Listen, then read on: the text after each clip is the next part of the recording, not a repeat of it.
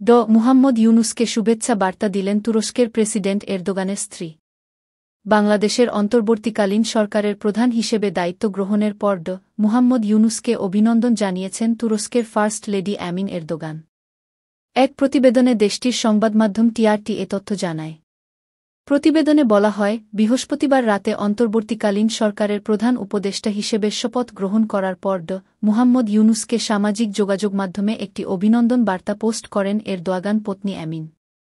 অভিনন্দন বার্তার শুরুতেই জাতিসংঘের উপদেষ্টা বোর্ডে ইউনুসের অবদানের কথা উল্লেখ করেন এমিন। তিনি ওই বোর্ডের চেয়ারম্যান হিসেবে দায়িত্ব পালন করছেন।